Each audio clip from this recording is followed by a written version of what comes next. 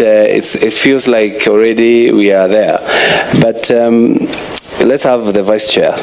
Then after that we have members of the committee. Then I give the friends later. Okay. Thank you, Chair.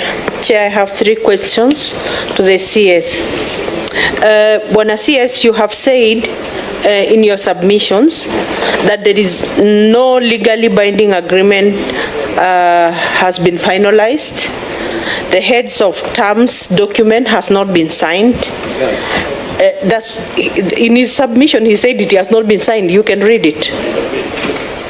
Okay, I'm quoting from what he has submitted, that the heads of terms document has not been signed, no legally binding agreement has been finalized, there are no guarantees, I'm quoting your words, the deal has not been signed.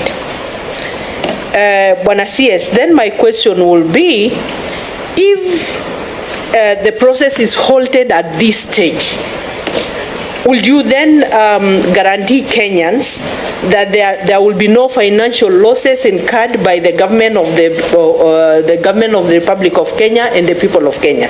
That's 1. 2, Bwana CS, you have said there are no other companies that have submitted a PIP proposal. Does this mean then that now that it is only Adani, that the whole BOT, build, operate and transfer, was Adani's initiative and not our own idea or plan? And if it was our initiative, I'll still ask the question that Senator Ledama has asked. If it was our initiative, why Adani? Why Adani? Number 3, Bwana CS, in trying to know who Adani is.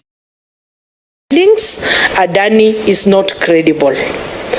There are findings, there will be losses incurred in this process. Therefore, the verdict of Kenyans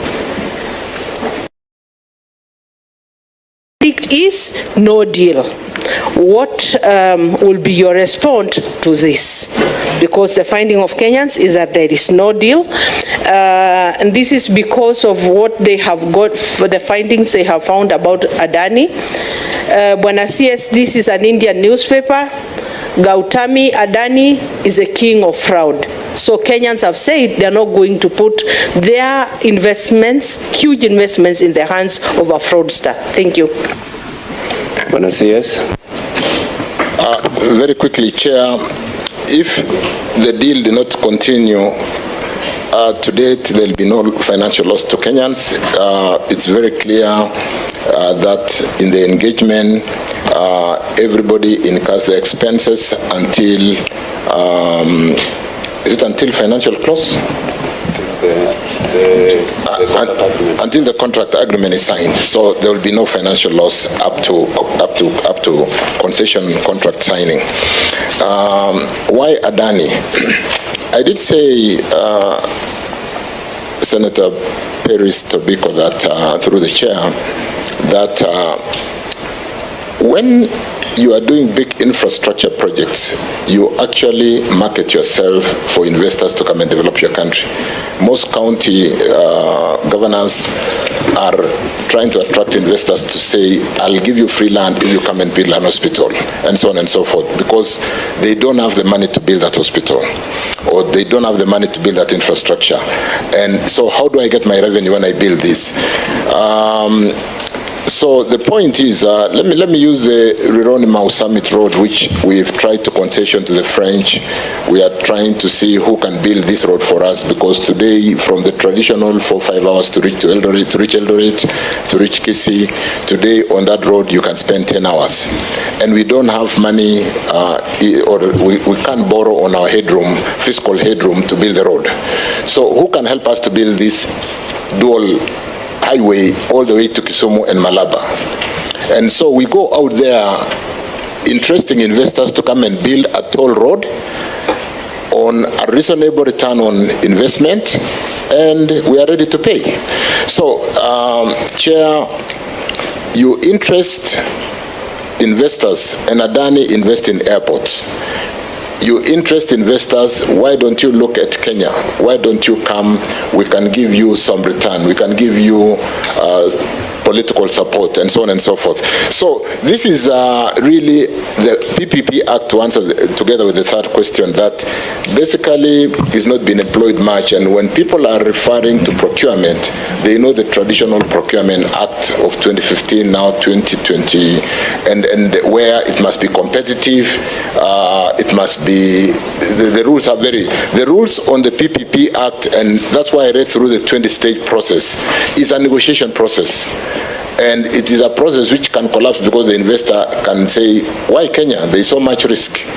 And yet we need a road. If they don't come, we don't have the road, we live without the road. If they don't come, we don't have an airport. It is us who need the airport.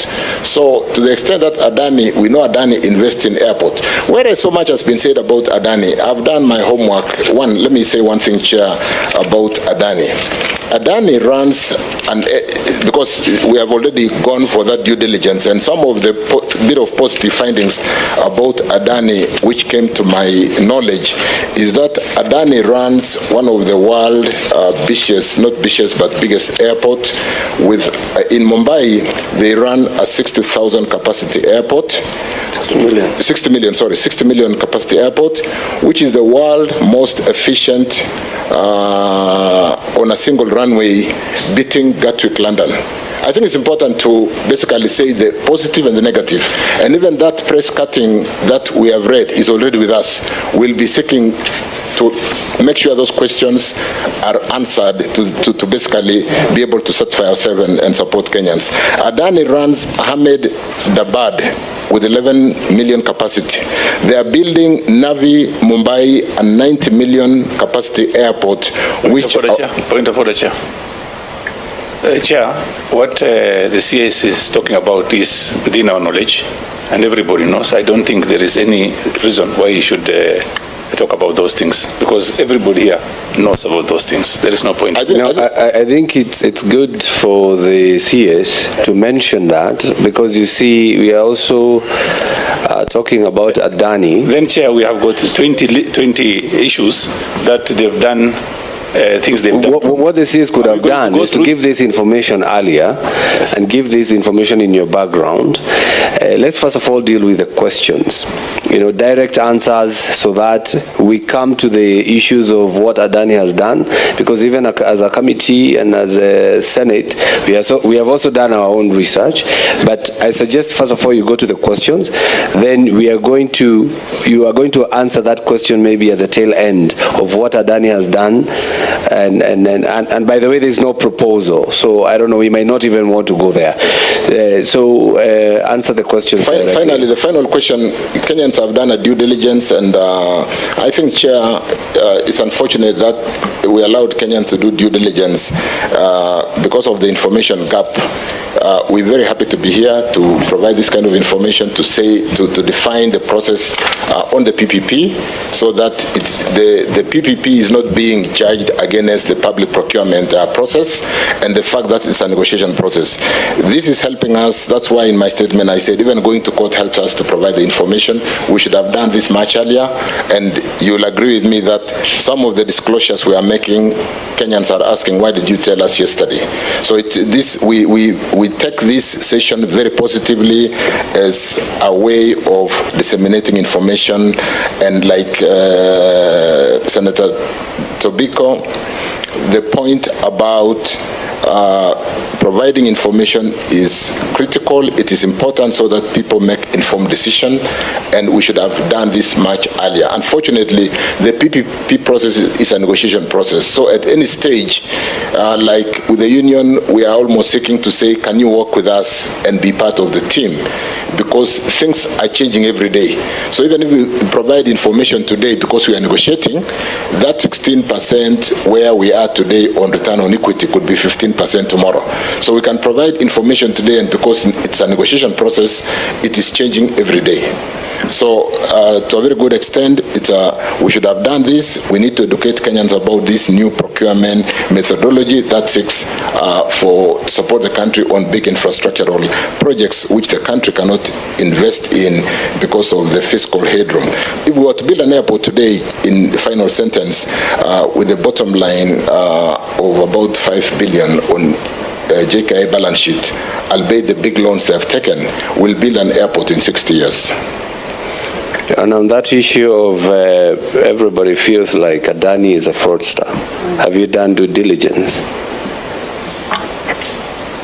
I guess that is where the context on why I was explaining the positive side of Adani. We're going to get all the negative side of Adani, and we'll like to get the teams doing this work, including this world-renowned transaction advisor, to answer those hard questions.